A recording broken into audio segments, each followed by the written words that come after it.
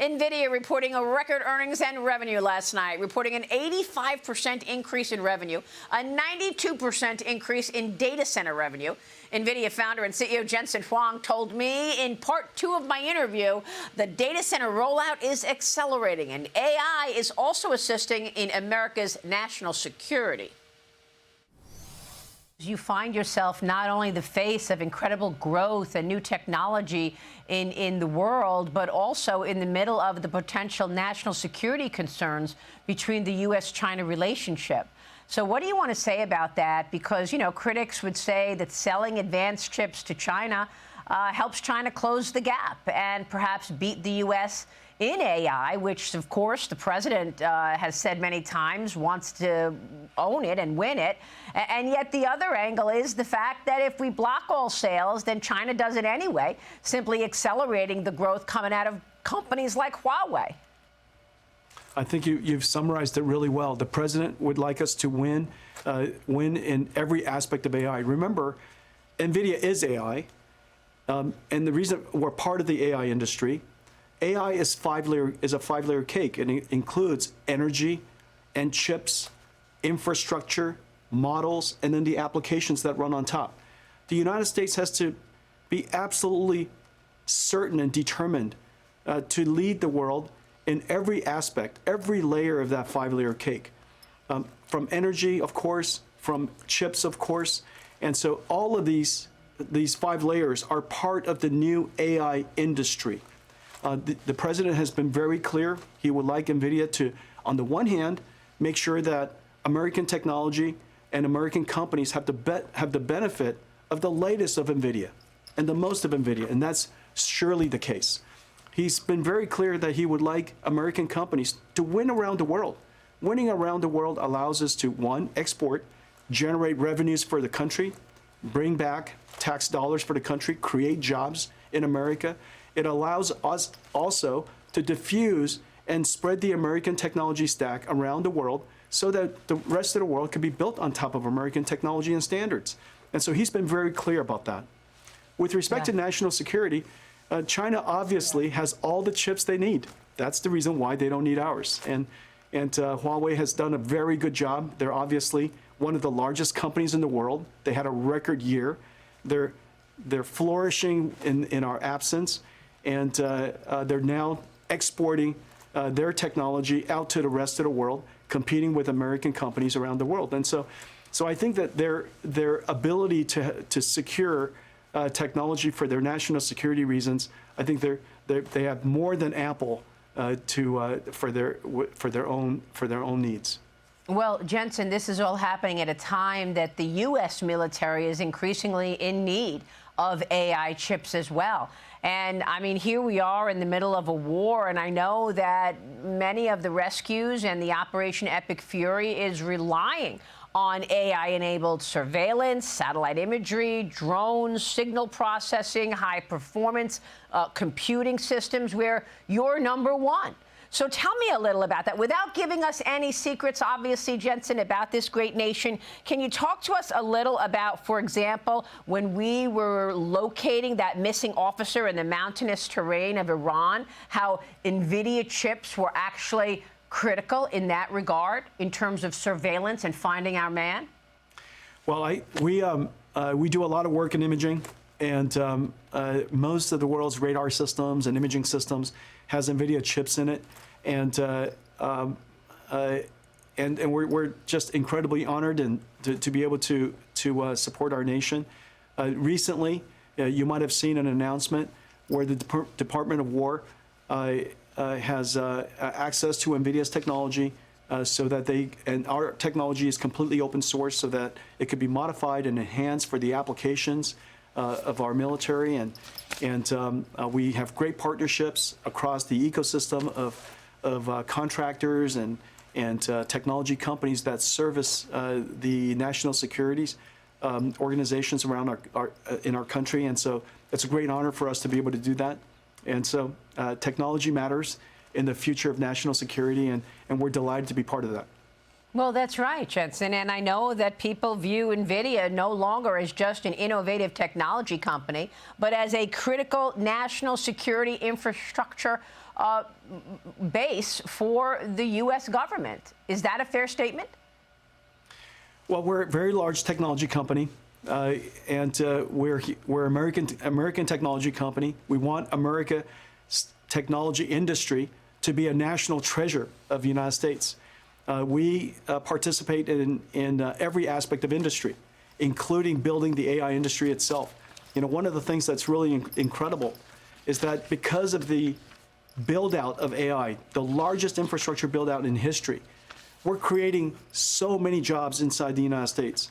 Manufacturing chip plants, packaging plants, computer plants, and of course these AI data centers. The number of jobs that we're creating in the manufacturing sector is largest in recent history. And so over the next several years, we're going to see trillions of dollars of investment coming back into the United States, all driven because of the build out of AI infrastructure. And so I'm really delighted to see this happening. And it's going to be, you know, of course, creating jobs, enhancing our manufacturing sector, reducing our dependence on other countries in manufacturing is a core part of our national security. And we play a very central role in doing that. Yeah, but at the same time, you're becoming more successful and growing and making more money and generating more revenue, and you've got wannabes on your heels. How serious are the competitive threats right now when you look at AMD or Google or Amazon, Trianium or Cerebras, and that very successful IPO the other day? How significant do you view all of these competitors lurking? We always take our competitors seriously. We're in the largest industry in the world, and so I have more than enough competition for anybody to enjoy. And but the important thing is this, Maria. Over the last year, we actually gained share. We gained share in AI, in the hyperscalers, in the model builders, and we created a whole new segment of data centers that is unique, requires the unique capability that Nvidia has. And we're really the only company that's frontiering and bringing out physical AI for manufacturing and industrial applications. And so we're gaining share in this area as the market is actually expanding. So it's quite an incredible thing. But we'll continue to be, you know, always stay alert to competition. And, you know, they're going to have to work very hard to catch us. We're quite formidable ourselves. And we work pretty hard for the customers, and we're, you know, the Nvidia employees are incredibly smart. Oh, I know that. You know, the other day we were talking about the company and the stock at $5.5 trillion in market value. Jensen, how does that make you feel? I mean, these numbers are mind-boggling. You are the most valued company in the world.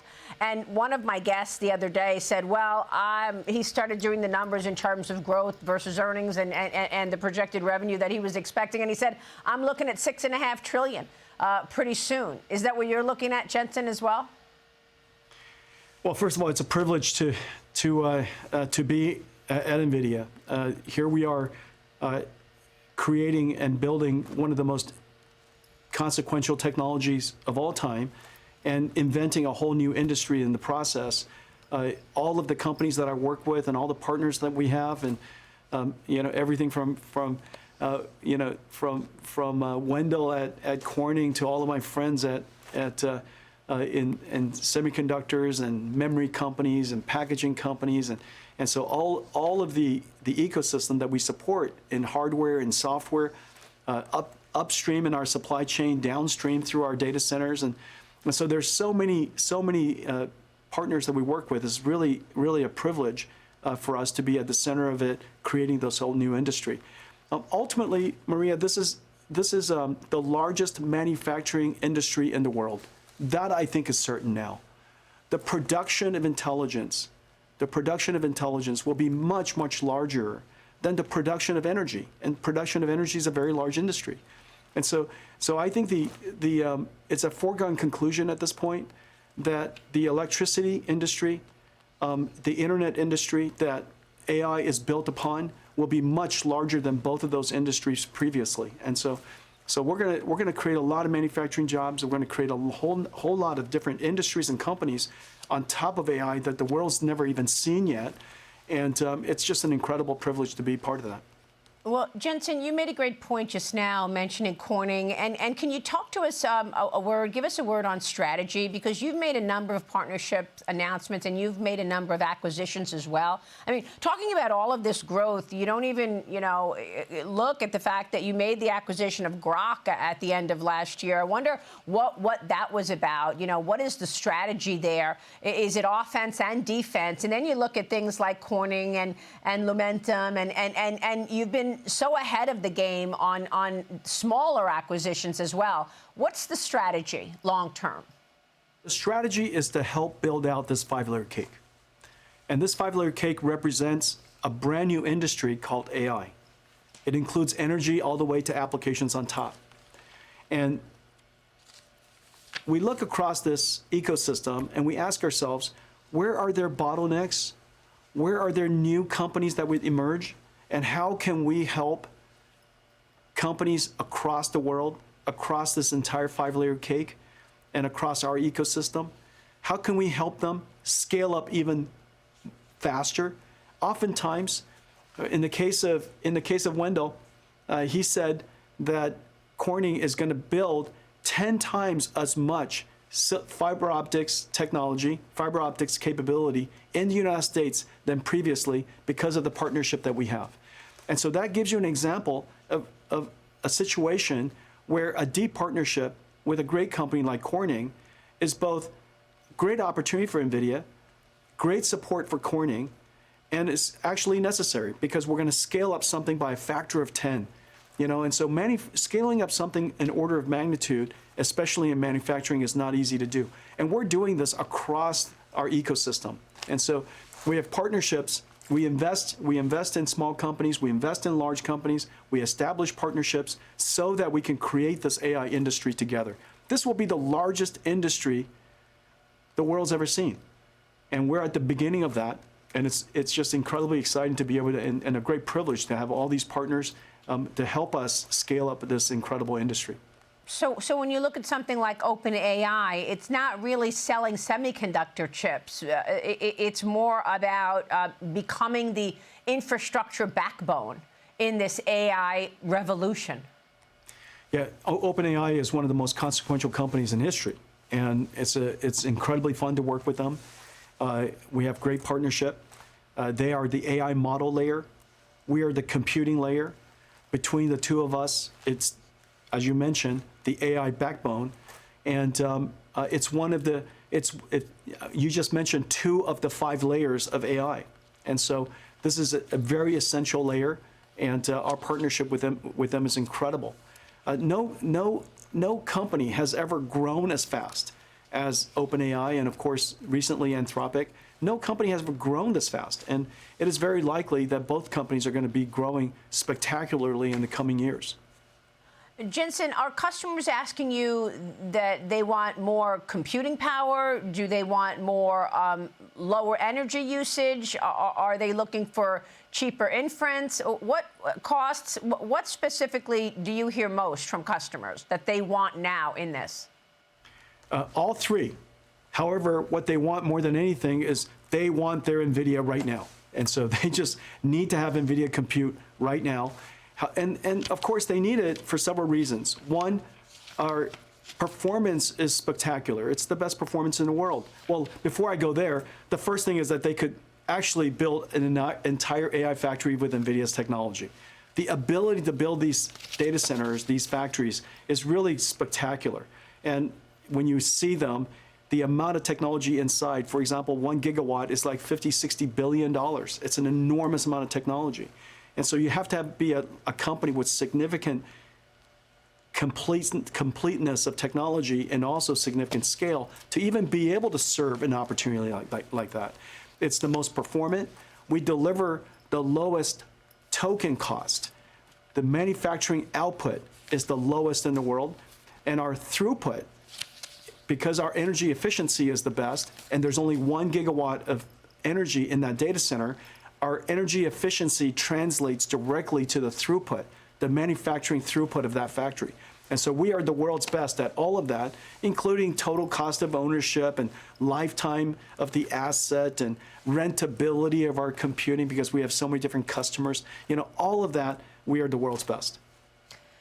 Jensen, as we wrap up here, just give me a word on jobs, because I've seen what you've said in terms of all of these worries about jobs. I mean, you saw the public anger recently when Eric Schmidt gave his graduation speech and the students were booing, and you've got people like Bernie Sanders saying we can't build any more data centers because of the pressure on electricity. But you've said, look, sure, jobs will go away, but new jobs will be created. What are those new jobs, Jensen? And are we going to all have our own assistant robot in the next couple of years? Is that how this is going? Everyone will have an AI assistant. There's no question about that. Just as you all have your own phones and we have our own laptops, in the future we'll all have our own AI assistants. And that's a foregone conclusion. With respect to jobs, AI creates jobs. I want to be very clear. AI creates jobs. AI is obviously creating jobs in one of the most important sectors of the United States. Maria, you and I both would agree that the United States needs to build out and bring back its manufacturing capacity. We need to have manufacturing jobs. We want America to have a large number of skilled craft laborers. We want to have construction workers and carpenters and plumbers and electricians and technicians, and all of that sector with skilled craft really needs to be built. The need for college education to be able to have someone be able to build a wonderful family and build a great life should not be related. I mean, you should be able to build a great life no matter what journey you decide, and skilled craft is really going to be a very important sector. So AI is bringing back manufacturing at a very large scale in the United States. That's a fantastic thing. The second thing is, with respect to all the information workers, AI will clearly augment your work. The way you work today is going to be very different than the past. Today, most of us are sitting in front of our computers typing all the time. If you just take a step back and think about what software engineers do, we spend all of our time typing. Well, you ought to be spending your time problem solving. And the way that people problem solve in the future is just going to be very different. And so we're still going to need just as many software engineers, if not more. We're going to need more product engineers, if not more. And so even more than that. And so the world's work is going to be very different. The one thing that I would advise young people, and I advise every one of them, although some people say young workers, young college graduates will be the first to lose the opportunity, that 50% of their jobs will be gone. I think that's just complete nonsense. The young people who are graduating from school today are the best users of AI because they grew up in that era. When you're a great user of AI, you're going to be highly employable.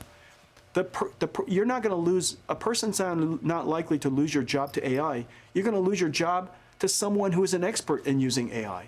And so I would recommend that everybody learn how to use AI. And so for the doomers that are saying AI is destroying jobs, I think they're doing a disservice to society. AI is creating jobs. I think the doomers that are telling young people that AI is going to destroy opportunities for them, it's a disservice to them. We should encourage them, inspire them to engage AI, to become an expert in learning how to work with AI. And then lastly, all of the companies that I know who are using AI are running faster than ever. They're flying faster than ever. They're more ambitious than ever. And so I think that the world's companies that use AI are going to be incredibly successful, which is the reason why we use so much of it here. Yeah, and I think that's great advice for our graduates of 2026. And this intelligence revolution is certainly making everyone smarter. I should point out that you've also been real shareholder friendly in terms of this quarter, announcing the $80 billion share buyback plan and an increase in the dividend. Jensen, I want to congratulate you and thank you so much for spending the time with us. This was a comprehensive interview, and I so appreciate you spending the time talking with our audience on this. Thank you, Jensen. Thank you, Maria. I always love talking to you. Good to see you. Jensen Huang joining us, CEO and founder at Nvidia. We'll be right back.